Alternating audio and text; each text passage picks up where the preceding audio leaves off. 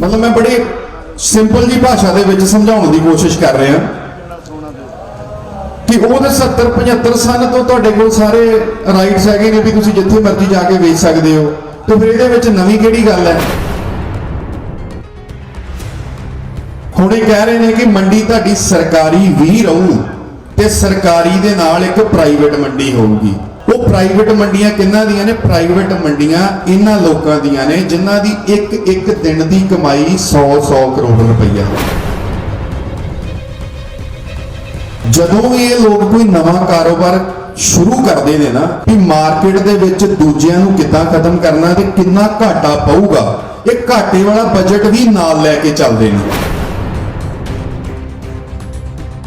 2 साल ते बड़े वधिया पैसे मिलणगे, पर तीजे साल दे विच चौथे साल दे विच जदों FCI बंद करती, सरकारी खरीद बंद होगी, भी सारा ते तुसीं प्राइवेटां दे कोल जा रहे हो, फिर जिहड़ी असली मनोपली है, जिहड़ी असली चाल है उन्हां दी वो सामने आऊगी। प्राइवेट बंदे ने आउणा खरीद करन, ਉਹਦਾ ਦਿਲ ਕਰੂਗਾ ਜਦੋਂ ਆਊਗਾ, ਕੋਈ ਉੱਤੇ ਪਾਬੰਦੀ ਨਹੀਂ ਹੈਗੀ ਵੀ ਤੂੰ ਇੰਨੇ ਟਾਈਮ ਦੇ ਵਿੱਚ ਖਰੀਦ ਕਰ। 4-4 5-5 ਦਿਨ ਤੇ ਟਰਾਲੀਆਂ ਦੇ ਵਿੱਚ ਝੋਨਾ ਜਦੋਂ ਪਿਆ ਰਹਿ ਜੇ ਤੇ ਜਿਹੜਾ ਡਾਲੇ ਚ ਹੁੰਦਾ ਥੱਲੇ ਉਹਦੇ ਚੋਂ ਅੱਧਾ ਕਾਲਾ ਹੋ ਗਿਆ ਹੁੰਦਾ, ਤੇ ਫਿਰ ਰੇਟ ਉਹ ਦੇਣਗੇ ਜਿਹੜਾ ਅੱਜ ਬਿਹਾਰ ਦੇ ਵਿੱਚ ਰੇਟ ਮਿਲ ਰਿਹਾ ਉਹ ਸਾਨੂੰ ਸਾਰੇ ਜ਼ਿਮੀਂਦਾਰਾਂ ਨੂੰ ਦੇਣਗੇ। ਤੇ ਇਹਦੇ ਵਿੱਚ ਸਾਡੀ ਤਰੱਕੀ ਕਿੱਦਾਂ ਹੋਈ? ਤਰੱਕੀ ਤਾਂ ਸਾਡੀ ਹੋਈ ਨਹੀਂ, ਅਸੀਂ ਤਾਂ ਹੋਰ ਥੱਲੇ ਚਲੇ ਗਏ। ये जिहड़े वड्डे घराने ने इन्हां दे वड्डे वड्डे सैलो, वड्डे वड्डे सैलर, एक एक जिले दे विच एक एक सैलो ते एक एक सैलर इदां दा ला देना भी जिहड़ा सारे जिले दी खरीद उत्थे स्टोर कर सकदे आ, सारे जिले दी खरीद उत्थे कर लैके आ सकदे आ। ते जदों ये एडे वड्डे घराने पैसे देणगे फसलां दे, अपनी मनमर्जी नाल देणगे, ते छोटा आड़तीआ ते सैलर वाला भी नहीं बचदा नाल। ਅੱਜ ਆਪਾਂ ਕਹਿੰਦੇ ਜਿਹੜੇ ਸਾਡੇ ਵੀਰ ਭਰਾ ਭੈਣਾਂ ਸ਼ਹਿਰਾਂ ਦੇ ਵਿੱਚ ਬੈਠੇ ਨੇ ਕਿ ਇਹ ਤਾਂ ਖੇਤੀ ਵਾਲਿਆਂ ਦਾ ਅੰਦੋਲਨ ਹੈ, ਸਾਡਾ ਇਸ ਅੰਦੋਲਨ ਦਾ ਕੀ ਲੈਣ ਦੇਣ? ਤੁਹਾਡਾ ਇਸ ਅੰਦੋਲਨ ਨਾਲ ਲੈਣ ਦੇਣ ਇਹ ਹੈ ਕਿ ਅੱਜ ਤੁਹਾਨੂੰ ਜਿਸ ਰੇਟ ਤੇ ਸਬਜ਼ੀਆਂ, ਜਿਸ ਰੇਟ ਤੇ ਦਾਲਾਂ, ਜਿਸ ਰੇਟ ਤੇ ਖੰਡ ਮਿਲ ਰਹੀ ਹੈ ਨਾ, ਜਿੱਦਣ ਇਹਨਾਂ ਦੀ ਮੋਨੋਪੋਲੀ ਸ਼ੁਰੂ ਹੋਈ ਇਹ ਤਿੰਨੇ ਬਿੱਲ ਆਪਸ ਦੇ ਵਿੱਚ ਐ ਜੁੜੇ ਹੋਏ ਨੇ, ਪੂਰਾ ਕਨੈਕਸ਼ਨ ਆ ਇਹਨਾਂ ਦਾ। जो रेट अज आ उस तो 3 गुणा ज्यादा तुहानू मिलेगा शहरों के विच बैठे।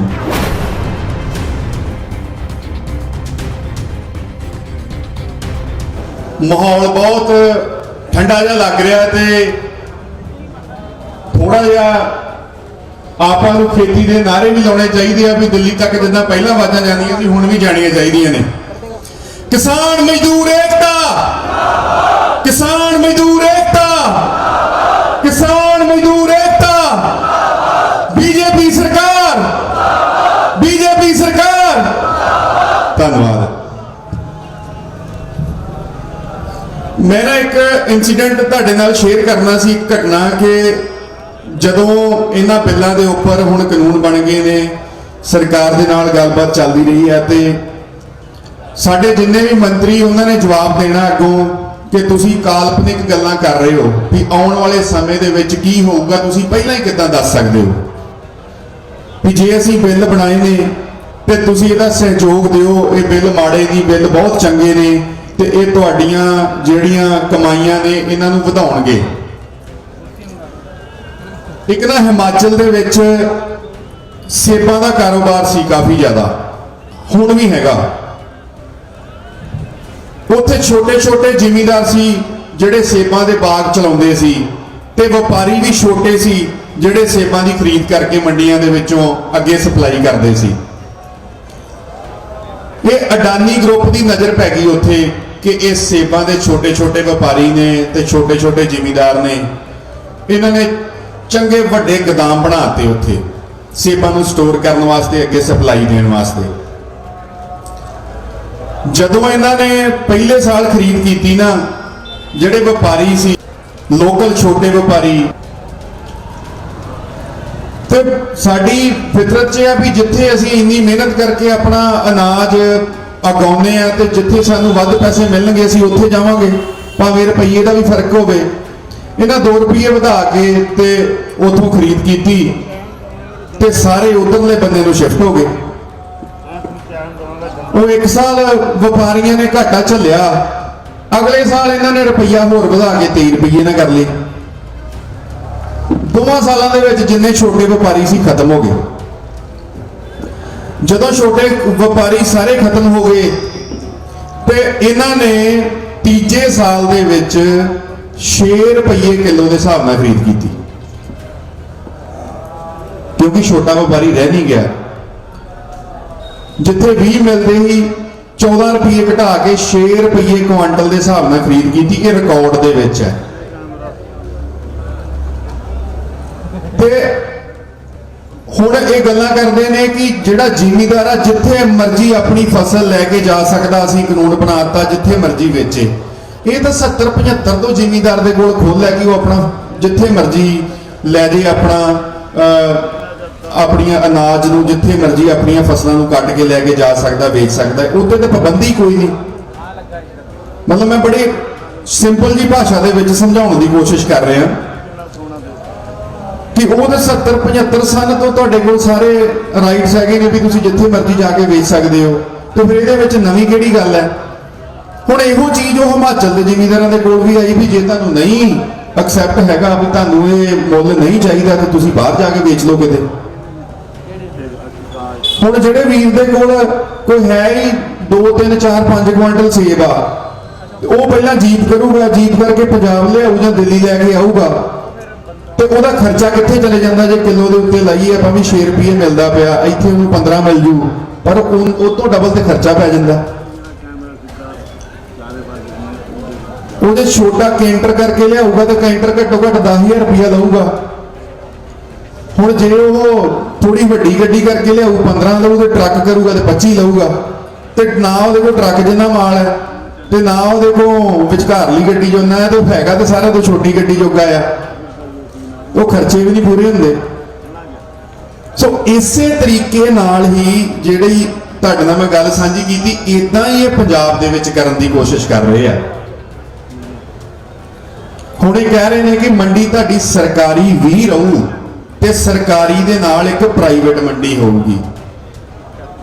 ਉਹ ਪ੍ਰਾਈਵੇਟ ਮੰਡੀਆਂ ਕਿਹਨਾਂ ਦੀਆਂ ਨੇ? ਪ੍ਰਾਈਵੇਟ ਮੰਡੀਆਂ ਇਹਨਾਂ ਲੋਕਾਂ ਦੀਆਂ ਨੇ ਜਿਨ੍ਹਾਂ ਦੀ ਇੱਕ ਦਿਨ ਦੀ ਕਮਾਈ 100 ਕਰੋੜ ਰੁਪਈਆ। ਇਹਦਾ ਨਾਮ ਅਡਾਨੀ ਗਰੁੱਪ ਦੀ 24 ਘੰਟਿਆਂ ਦੀ 99 ਕਰੋੜ ਰੁਪਈਆ ਕਮਾਈ ਹੈ। 24 ਘੰਟਿਆਂ ਦੀ 99 ਕਰੋੜ ਰੁਪਈਆ ਔਨ ਰਿਕਾਰਡ ਪੇਪਰਾਂ ਦੇ ਵਿੱਚ। ਜਦੋਂ ਵੀ ਇਹ ਲੋਕ ਕੋਈ ਨਵਾਂ ਕਾਰੋਬਾਰ ਸ਼ੁਰੂ ਕਰਦੇ ਨੇ ਨਾ, ਇਹ ਬਿਜ਼ਨਸ ਦੇ ਵਿੱਚ ਇੱਕ ਜਦੋਂ ਬਿਜ਼ਨਸ ਦੀ ਵਿਉਂਤਬੰਦੀ ਬਣਾਈ ਜਾਂਦੀ ਹੈ, ਉਹਦੇ ਵਿੱਚ ਪਹਿਲੇ 3-4 ਸਾਲ ਦਾ ਘਾਟਾ ਵੀ ਨਾਲ ਜੋੜਿਆ ਜਾਂਦਾ ਹੈ ਵੀ ਮਾਰਕੀਟ ਦੇ ਵਿੱਚ ਦੂਜਿਆਂ ਨੂੰ ਕਿੱਦਾਂ ਖਤਮ ਕਰਨਾ ਤੇ ਕਿੰਨਾ ਘਾਟਾ ਪਊਗਾ। ਇਹ ਘਾਟੇ ਵਾਲਾ ਬਜਟ ਵੀ ਨਾਲ ਲੈ ਕੇ ਚੱਲਦੇ ਨੇ। ਹੁਣ ਇਹ ਕਹਿੰਦੇ ਨੇ ਜੀ ਪ੍ਰਾਈਵੇਟ ਮੰਡੀ ਹੈ, ਇੱਕ ਸਰਕਾਰੀ ਹੈ। ਅੱਜ ਅਸੀਂ ਸਰਕਾਰੀ ਮੰਡੀ ਦੇ ਵਿੱਚ ਆਪਣਾ ਫਸਲਾਂ ਨੂੰ ਲੈ ਕੇ ਜਾ ਰਹੇ ਹਾਂ। ਕੱਲ ਨੂੰ ਪ੍ਰਾਈਵੇਟ ਪਲੇਅਰ ਜਿਹੜਾ ਬਾਇਰ ਆ ਉਹ ਨਾਲ ਖੜਾ ਆ। ਅਸੀਂ ਝੋਨਾ ਲੈ ਕੇ ਜਾਂਦੇ ਆ, ਸਰਕਾਰੀ ਸਾਨੂੰ 1888 ਮਿਲ ਰਿਹਾ, ਉਹ ਕਹੂਗਾ ਲਿਆਓ ਮੈਂ ਤੁਹਾਨੂੰ 1950 ਦੇ ਹਿਸਾਬ ਨਾਲ ਪੈਸੇ ਦਿੰਦਾ। ਅਸੀਂ ਤਾਂ ਉਧਰ ਹੀ ਜਾਵਾਂਗੇ ਜਿੱਥੇ 10 ਰੁਪਏ ਵੱਧ ਮਿਲਣਗੇ ਜਾਂ 50 ਵੱਧ ਮਿਲਣਗੇ। ਉਹ ਪਹਿਲਾ ਸਾਲ ਬਹੁਤ ਵਧੀਆ ਚੱਲੂ, ਦੂਜਾ ਸਾਲ ਵੀ ਬਹੁਤ ਵਧੀਆ ਚੱਲੂ ਵੀ ਸਾਡੀ ਜਿਹੜੀ ਕਮਾਈ ਹੈ ਹਰ ਕੁਆਂਟਲ ਦੇ ਨਾਲ ਐਡ ਹੁੰਦੀ ਜਾਊਗੀ। ਵੀ ਜੇ ਸਾਡਾ 30-35 ਕੁਆਂਟਲ ਝੋਨੇ ਤੋਂ ਅਸੀਂ ਕਹਿ ਰਹੀਏ ਵੀ ਇੰਨੀ ਕਮਾਈ ਹੋਈ ਹੈ, ਤੇ ਉਹਦੇ ਤੋਂ 5-7 ਹਜ਼ਾਰ ਵਧਿਆ ਕਰੂਗਾ ਪਹਿਲੇ ਸਾਲ ਵੀ ਦੂਜੇ ਸਾਲ ਵੀ। ਫਿਰ ਇਹ ਕੀ ਕਰਨਗੇ? ਜਿਵੇਂ ਇਹਨਾਂ ਹਿਮਾਚਲ ਦੇ ਵਿੱਚ ਕੀਤਾ ਵੀ ਛੋਟੇ ਵਪਾਰੀ ਖਤਮ ਨੇ। ਮੰਡੀਆਂ ਅੱਜ ਦੀ ਡੇਟ ਦੇ ਵਿੱਚ FCI ਦੇ ਅੰਡਰ ਨੇ, ਫੂਡ ਕਾਰਪੋਰੇਸ਼ਨ ਆਫ ਇੰਡੀਆ। ਉਹਦੇ 'ਚ ਹੋਰ ਏਜੰਸੀਆਂ ਆ ਜਾਂਦੀਆਂ, ਪਨਸਪ ਆ ਜਾਂਦੀ ਆ, ਹੋਰ ਕਈ ਆ ਜਾਂਦੇ ਨੇ। ਹੁਣ ਇਹ ਜਦੋਂ 2 ਸਾਲ ਉਹਨਾਂ ਦੇ ਕੋਲ ਕੋਈ ਗਿਆ ਨਾ, ਫਿਰ ਸਰਕਾਰ ਕਹੂਗੀ ਵੀ ਹੁਣ ਇਹਨਾਂ ਦੇ ਤਨਖਾਹਾਂ ਦਾ ਬਹੁਤ ਖਰਚਾ ਪੈ ਰਿਹਾ, ਇਹਨਾਂ ਦੇ ਦਫ਼ਤਰਾਂ ਦਾ ਬਹੁਤ ਖਰਚਾ ਪੈ ਰਿਹਾ। ਹੁਣ ਇਹਨਾਂ ਕੋਲ ਤੇ ਕੋਈ ਜ਼ਿਮੀਂਦਾਰ ਆਉਂਦਾ ਨਹੀਂ ਤੇ ਅਸੀਂ ਇਹਨਾਂ ਨੂੰ ਰੱਖ ਕੇ ਕੀ ਕਰਾਂਗੇ? ਇਹਨਾਂ ਨੂੰ ਬੰਦ ਕਰ ਦਿੰਦੇ ਆ। ਤੇ ਫਿਰ ਉਹਨਾਂ ਨੂੰ ਬਚਾਉਣ ਵਾਸਤੇ ਕੋਈ ਇਦਾਂ ਦਾ ਅੰਦੋਲਨ ਕਰਨਾ ਪਊਗਾ। ਫਿਰ ਤਾਂ ਅਸੀਂ ਜ਼ਿਮੀਂਦਾਰ ਅੰਦੋਲਨਾਂ ਦੇ ਵਿੱਚ ਹੀ ਲੰਘ ਜਾਾਂਗੇ। ਸੋ 2 ਸਾਲ ਦੇ ਬੜੇ ਵਧੀਆ ਪੈਸੇ ਮਿਲਣਗੇ, ਪਰ ਤੀਜੇ ਸਾਲ ਦੇ ਵਿੱਚ ਚੌਥੇ ਸਾਲ ਦੇ ਵਿੱਚ ਜਦੋਂ FCI ਬੰਦ ਕਰਤੀ, ਸਰਕਾਰੀ ਖਰੀਦ ਬੰਦ ਹੋ ਗਈ ਵੀ ਸਾਰਾ ਤੇ ਤੁਸੀਂ ਪ੍ਰਾਈਵੇਟਾਂ ਦੇ ਕੋਲ ਜਾ ਰਹੇ ਹੋ, ਫਿਰ ਜਿਹੜੀ ਅਸਲੀ ਮੋਨੋਪਲੀ ਹੈ, ਜਿਹੜੀ ਅਸਲੀ ਚਾਲ ਹੈ ਉਹਨਾਂ ਦੀ ਉਹ ਸਾਹਮਣੇ ਆਊਗੀ। ਜਿੱਦਾਂ ਅੱਜ ਬਿਹਾਰ ਦੇ ਵਿੱਚ ਕਿਸੇ ਨੂੰ 800 ਰੁਪਇਆ ਰੇਟ ਮਿਲਦਾ, ਕਿਸੇ ਨੂੰ 900, ਕਿਸੇ ਨੂੰ 1000 ਤੋਂ ਵੱਧ ਕਿਸੇ ਨੂੰ ਵੀ ਝੋਨੇ ਦਾ ਰੇਟ ਨਹੀਂ ਮਿਲਿਆ ਉੱਥੇ। ਤੇ ਅੱਧਾ ਕਿ ਝੋਨਾ ਉਹਨਾਂ ਦਾ ਉਦਾਂ ਹੀ ਸੜ ਜਾਂਦਾ ਟਰਾਲੀਆਂ ਦੇ ਵਿੱਚ ਜਾਂ ਉਹਨਾਂ ਦੀਆਂ ਜ਼ਮੀਨਾਂ ਦੇ ਵਿੱਚ,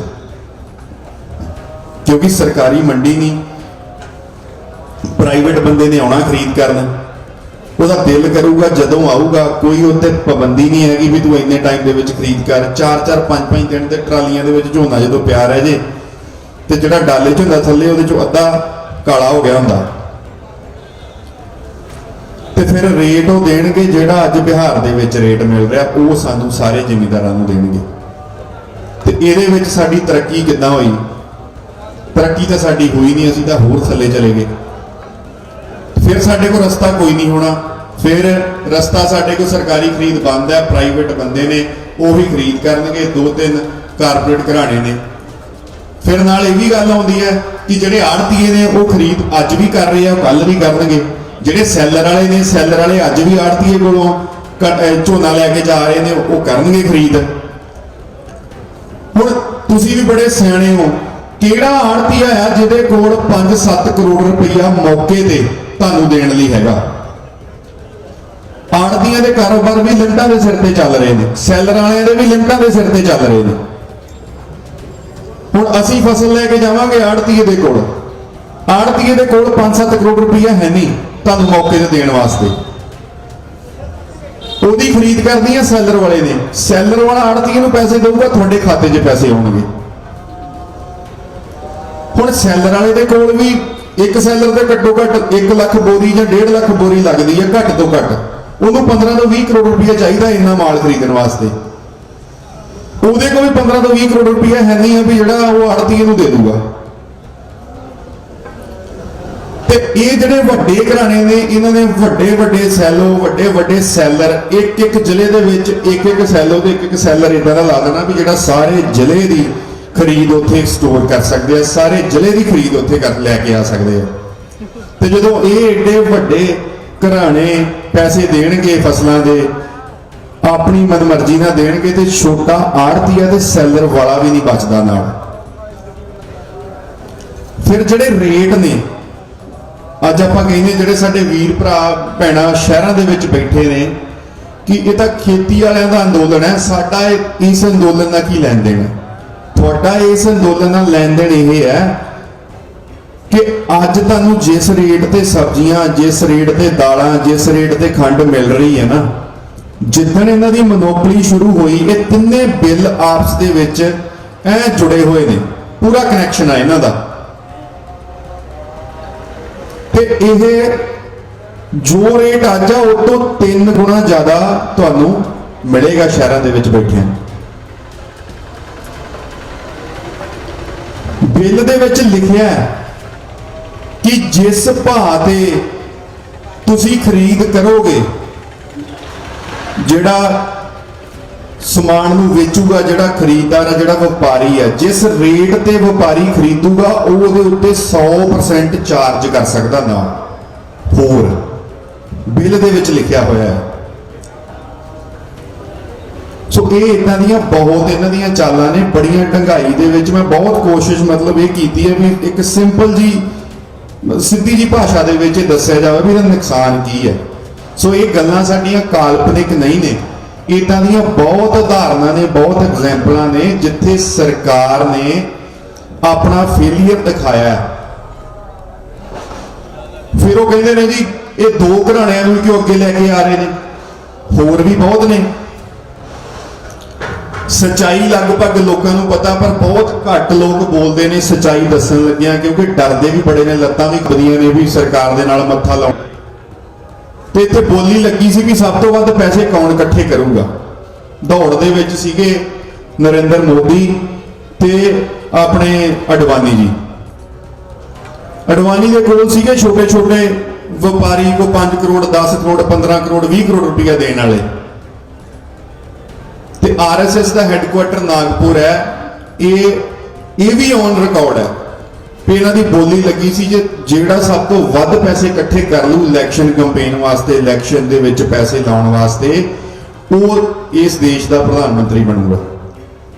ਤੇ ਮੋਦੀ ਜੀ ਨੂੰ ਕਿਤੇ ਦੌੜਨਾ ਹੀ ਨਹੀਂ ਪਿਆ। ਇਹ ਦੋ ਹੀ ਬੰਦੇ, ਅਡਾਨੀ ਤੇ ਅੰਬਾਨੀ, ਮੋਦੀ ਜੀ ਵੀ ਗੁਜਰਾਤ ਦੇ ਤੇ ਇਹ ਵੀ ਦੋਵੇਂ ਗੁਜਰਾਤ ਦੇ, ਇਹਨਾਂ ਨੇ ਪੈਸਾ ਇੰਨਾ ਕਿ ਜ਼ਿਆਦਾ ਲਾਤਾ ਕਿ ਤੁਹਾਨੂੰ ਕਿਤੇ ਇੱਧਰ ਉੱਧਰ ਜਾਣ ਦੀ ਕੋਈ ਲੋੜ ਹੀ ਨਹੀਂ ਪਈ।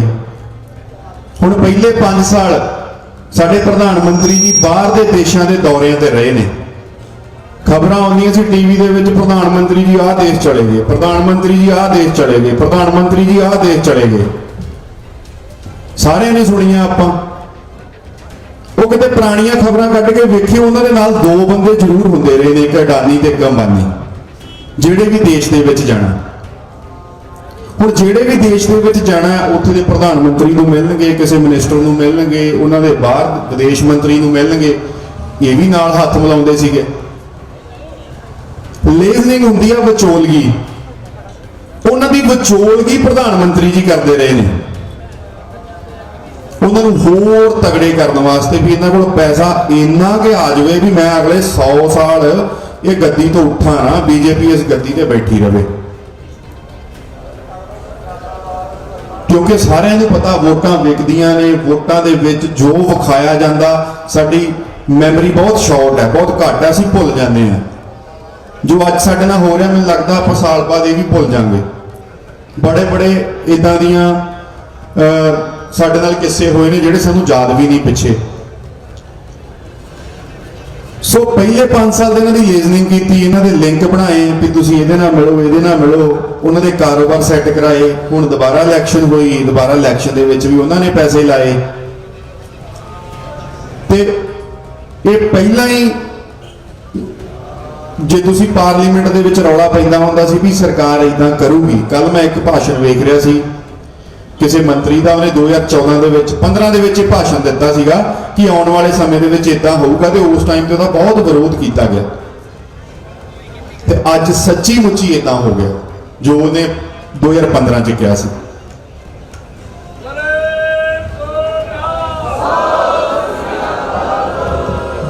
ਫਿਰ ਮੇਰੇ ਬੜੇ ਵੀਰ ਨੇ, ਬੜੇ ਮੇਰੇ ਭਰਾ ਨੇ, ਉਹ ਇਸ ਤਰੀਕੇ ਨਾਲ ਕਹਿੰਦੇ ਨੇ ਕਿ ਤੁਸੀਂ ਲਗਭਗ 3 ਮਹੀਨੇ ਹੋ ਚਲੇ, ਤੁਸੀਂ ਸ਼ਾਂਤਮਈ ਬੈਠੇ ਹੋ, ਤੁਸੀਂ ਤੇ ਭਾਵੇਂ 6 ਮਹੀਨੇ ਹੋਰ ਸ਼ਾਂਤਮਈ ਬੈਠੇ ਰਹੋ, ਸਰਕਾਰ ਨੂੰ ਕੀ ਫਰਕ ਪੈਂਦਾ? ਸਰਕਾਰ ਨੂੰ ਫਰਕ ਹੀ ਇਸੇ ਚੀਜ਼ ਨਾਲ ਪੈਂਦਾ। ਜੇ ਆਪਾਂ ਸ਼ਾਂਤਮਈ ਆ ਤੇ ਇਸੇ ਚੀਜ਼ ਦੇ ਨਾਲ ਫਰਕ ਪੈਂਦਾ। ਅੱਜ ਅਸੀਂ ਕੋਈ ਵੀ ਉਸ ਤਰੀਕੇ ਦਾ ਕੰਮ ਕਰ ਦਿੰਦੇ ਆ ਵੀ ਜਿੱਥੇ ਲੜਾਈ ਝਗੜਾ ਮਾਰਕੁੱਟ ਹੁੰਦੀ ਹੈ ਤੇ ਸਰਕਾਰ ਦੇ ਕੋਲ ਬੜੇ ਇਦਾਂ ਦੇ ਰਿਸੋਰਸਸ ਨੇ, ਬੜੀਆਂ ਇਦਾਂ ਦੀਆਂ ਫੋਰਸਾਂ ਨੇ ਵੀ ਸਾਨੂੰ 2-3 ਦਿਨ ਦੇ ਵਿੱਚ ਵੀ ਖਾਲੀ ਕਰ ਸਕਦੇ। ਤੇ ਦੁਨੀਆ ਦੇ ਅੱਗੇ ਸਾਡੀ ਜਿਹੜੀ ਫੋਟੋ ਹੈ ਉਹ ਇਸ ਤਰੀਕੇ ਨਾਲ ਦੱਸਣਗੇ ਕਿ ਇਹ ਤਾਂ ਮਾਰਖੋਰੇ ਲੋਕ ਨੇ, ਇਹਨਾਂ ਨੇ ਆਪਣਾ ਅਸਲੀ ਚਿਹਰਾ ਤੁਹਾਨੂੰ ਦੱਸ ਦਿੱਤਾ ਹੈ। ਸ਼ਾਂਤਮਈ ਰਹਿ ਕੇ ਹੀ ਸਰਕਾਰ ਦੇ ਨਾਲ ਲੜਿਆ ਜਾਣਾ ਹੈ, ਭਾਵੇਂ ਇੱਥੇ 5 ਮਹੀਨੇ 6 ਮਹੀਨੇ 2 ਮਹੀਨੇ 3 ਮਹੀਨੇ ਜਿੰਨਾ ਚਿਰ ਵੀ ਲੱਗਦਾ ਵੀ ਸ਼ਾਂਤਮਈ ਰਹਿ ਕੇ ਹੀ ਲੜਿਆ ਜਾਊਗਾ, ਸ਼ਾਂਤਮਈ ਰਹਿ ਕੇ ਹੀ ਜਿੱਤਿਆ ਜਾਊਗਾ। ਸੋ ਅਸੀਂ ਗਮਰਾਹ ਨਾ ਹੋਈਏ, ਜਿਸ ਰਸਤੇ ਤੇ ਤੁਰੇ ਆ ਇਸੇ ਰਸਤੇ ਤੇ ਜਿੱਦਾਂ ਪਹਿਲਾਂ ਚੱਲਦੇ ਆ ਰਹੇ ਆ, ਸਹੀ ਤਰੀਕੇ ਨਾਲ, ਇੱਕ ਸੇਧ ਦੇ ਨਾਲ ਇਸੇ ਤਰੀਕੇ ਨਾਲ ਚੱਲੀਏ। ਜਿਹੜੇ ਸਾਡੇ ਯੂਨੀਅਨ ਲੀਡਰ ਨੇ, ਸਾਡੇ ਆਗੂ ਨੇ, ਉਹਨਾਂ ਦੇ ਵਿੱਚ ਵਿਸ਼ਵਾਸ ਬਣਾ ਕੇ ਰੱਖੀਏ। ਹਾਂ, ਜਿੱਥੇ ਕੋਈ ਸਾਡਾ ਡਿਸਐਗਰੀਮੈਂਟ ਆ, ਉਹਨਾਂ ਨਾਲ ਨਹੀਂ ਸਹਿਮਤੀ, ਉਹ ਅਸੀਂ ਮਿਲ ਕੇ ਉਹਨਾਂ ਨਾਲ ਗੱਲ ਕਰਕੇ, ਜੇ ਇੱਕ ਆਗੂ ਨਹੀਂ ਅਵੇਲੇਬਲ, ਦੂਜਾ ਅਵੇਲੇਬਲ ਹੈ, ਤੁਹਾਨੂੰ ਦੂਜਾ ਮਿਲ ਸਕਦਾ, ਤੀਜਾ ਮਿਲ ਸਕਦਾ, ਮਿਲ ਕੇ ਆਪਾਂ ਗੱਲ, ਉਹਨੂੰ ਕਿਸੇ ਵੀ ਗੱਲ ਨੂੰ ਵਧਾਉਣ ਤੋਂ ਪਹਿਲਾਂ, ਕਿਸੇ ਵੀ ਗੱਲ ਦੇ ਬਾਰੇ ਗੱਲ ਕਰਨ ਤੋਂ ਪਹਿਲਾਂ ਉਹਨੂੰ ਜਾਣਨ ਦੀ ਬਹੁਤ ਲੋੜ ਹੈ ਕਿ ਸੱਚਾਈ ਹੈ ਕਿ ਝੂਠ ਹੈ। ਜੇ ਅੱਜ ਦੀ ਡੇਟ ਦੇ ਵਿੱਚ ਸੋਸ਼ਲ ਮੀਡੀਆ ਨੇ ਬਹੁਤ ਚੰਗੇ ਕੰਮ ਵੀ ਕੀਤੇ ਨੇ ਤੇ ਸੋਸ਼ਲ ਮੀਡੀਆ ਦਾ ਬੁਰੇ ਕੰਮਾਂ ਦੇ ਵਿੱਚ ਵੀ ਬਹੁਤ ਹੱਥ ਹੈ। ਸੋ ਹਰ ਗੱਲ ਤੇ ਯਕੀਨ ਕਰਨਾ, ਹਰ ਗੱਲ ਤੇ ਵਿਸ਼ਵਾਸ ਕਰਨਾ ਅੱਖਾਂ ਬੰਦ ਕਰਕੇ ਵੀ ਮਾੜਾ, ਉਹਦੇ ਤੱਤ ਵੇਖ ਕੇ ਫਿਰ ਉਸ ਚੀਜ਼ ਦੇ ਉੱਪਰ ਪਹਿਰਾ ਦਿਓ। ਕਦੀ ਵੀ ਜੰਗ ਦੇ ਵਿੱਚ ਘੋੜੇ ਬਦਲੇ ਨਹੀਂ ਜਾਂਦੇ, ਜੰਗ ਦੇ ਵਿੱਚ ਘੋੜੇ ਉਹੀ ਰਹਿੰਦੇ ਨੇ ਜਿਹੜੇ ਆਪਾਂ ਵਰਤਦੇ ਹਾਂ, ਜਿਹੜੇ ਪਹਿਲਾਂ ਤੋਂ ਸ਼ੁਰੂਆਤ ਕਰਦੇ ਹਾਂ। ਜਿਹੜੇ ਸਾਡੇ ਆਗੂ ਨੇ ਨਾ, ਸਾਡੇ ਆਗੂ ਇਸ ਵੇਲੇ ਸਾਡੇ ਜਰਨੈਲ ਨੇ, ਤੇ ਜਿਹੜੇ ਅਸੀਂ ਉਹਨਾਂ ਦੀ ਆਰਮੀ ਆ। ਉਹਨਾਂ ਦੇ ਲਈ ਤੇ ਹੁਣ ਮੈਂ 2 ਕੇ ਨਾਰੇ ਲਾਉਂਗਾ ਤੇ ਉਹਦਾ ਜਵਾਬ ਵੀ ਉਦਾਂ ਹੀ ਦੇ ਦਿਓ ਜੀ। ਕਿਸਾਨ ਮਜ਼ਦੂਰ ਏਕਤਾ, ਕਿਸਾਨ ਮਜ਼ਦੂਰ ਏਕਤਾ।